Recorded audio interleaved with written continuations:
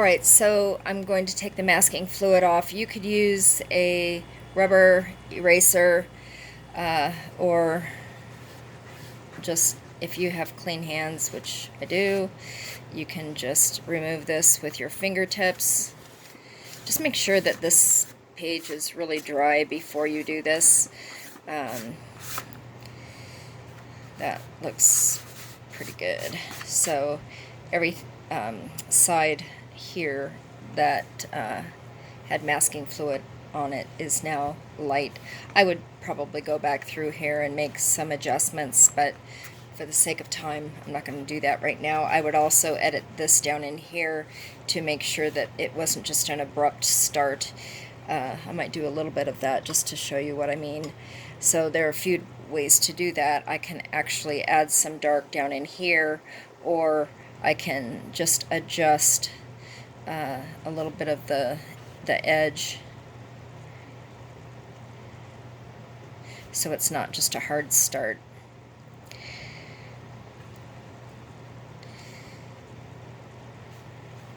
Now it's a little smoky, kind of looking like this soft grass is just in front of the branch that comes back down into this area.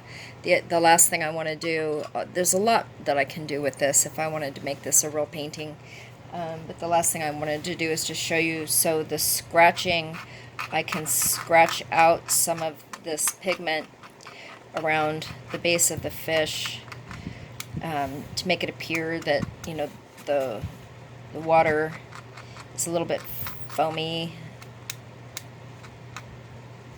where the fish is coming straight up out of the water. So we can do more or less of that, whatever you feel. He's kind of a little dude. I don't think we need a whole lot of this, but that's scratching. These light marks up in here were from the wax resist. If you want to alter any of those shapes, I mean, I could go back in here and do a little bit of scratching too, just to bring a little bit of light back into these areas. It's always kind of nice to cut through some of the reflection that comes down, just to indicate that it's a wet surface. So there we go. We can do a lot more in terms of doing finish work, in terms of texture on the tree. We can add darks back. Some of the things you want to actually look for is when you place the wax on here, I can actually tap on here. If I tap on here long enough, I'm going to be able to get some of this that got in front of the tree back to dark. It's a little harder to do, but it can be done. The other thing that you can do if you're really desperate, if you've made a mistake, is you can scratch back through the wax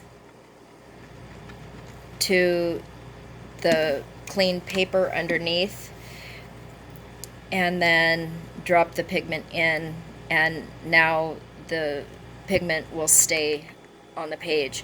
Like I had mentioned previously, typically if you are using wax resist, you can't paint back into the area that you have applied the wax to, but it is possible to go back in here and scratch the surface and apply the pigment. So I wouldn't do a lot of that.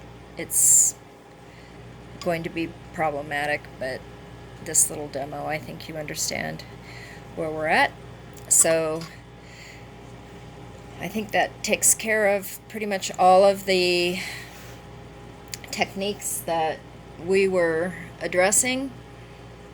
It's kind of fun to apply all of that. I really enjoyed this area up in here. And there's that